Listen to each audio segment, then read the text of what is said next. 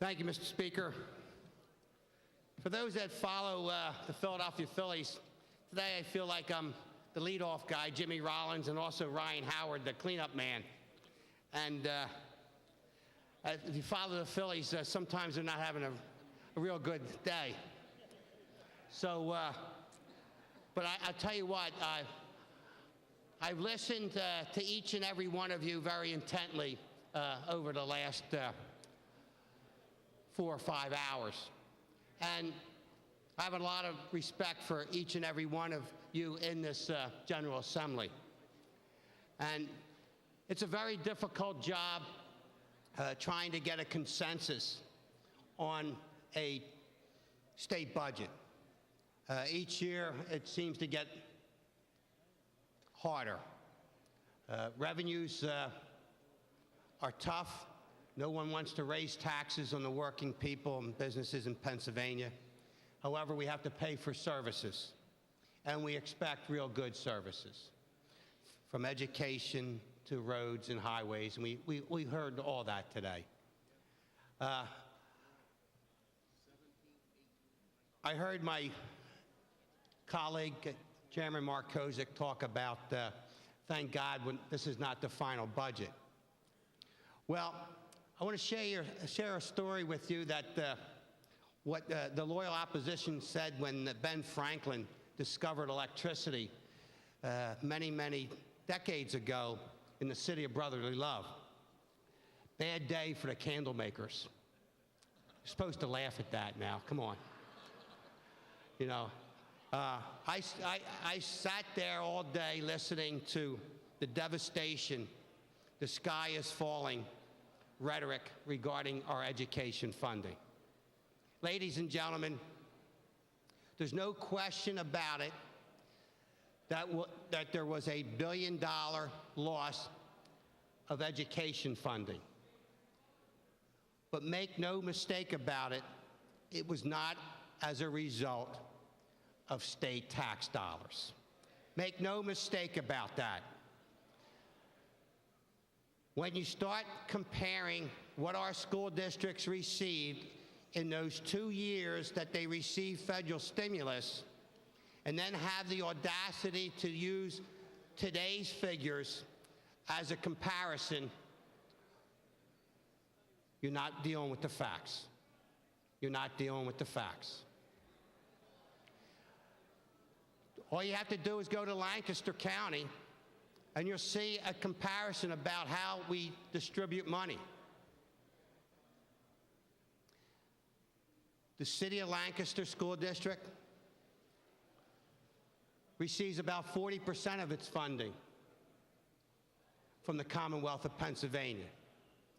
A suburban school district, Manheim School District, receives about 18% from the Commonwealth of Pennsylvania. A perfect example, just a couple miles from each other.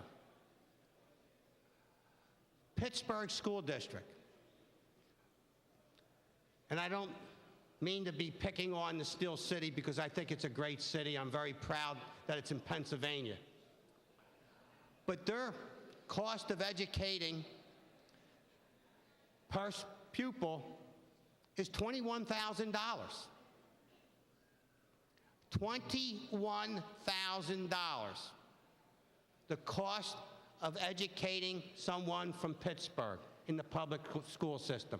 $21,000. 40% of that comes from the Commonwealth of Pennsylvania. All your taxpayers. My home district, because sometimes the loyal opposition likes to pick on my school districts. I live in Springfield School District, very proud of it. Representative Watson's a graduate of Springfield High School, also taught there.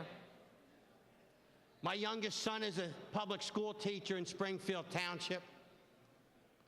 The cost of educating a child in Springfield School District, where you can see the Philadelphia skyline from most of our streets, is $15,000. 85% of our school district is funded by local property taxes. A little over 15% comes from the Commonwealth of Pennsylvania. It is an absolute outstanding school district. I am proud of the dedicated school teachers, the school board, the elected school boards. They put together a good product at a very reasonable cost. This budget spends $10 billion on K-12 education. It's a lot of money. It's a lot of money. $10 billion for human services. A lot of money. A lot of money. You know, we're able to put together this budget, $28.3 billion. We are not increasing the state income tax. We are not increasing the Pennsylvania sales tax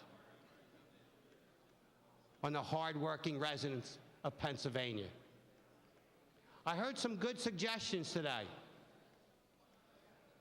And as leadership of this House works with the leadership of the Senate and this administration, I'm sure there's going to be some line items that will change. But the total spend money will have to be made up by the taxpayers of Pennsylvania. I ask each and every one of you not to pick one line item, but look at this overall spending plan. The highest state spending for public education in the history of Pennsylvania. It equitably distributes the money to all 500 school districts of Pennsylvania. It's not perfect. It's not perfect. We need to get more people back to work here in Pennsylvania.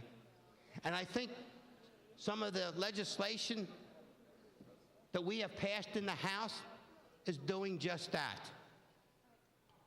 We are creating good-paying private sector jobs, which is what makes this nation great.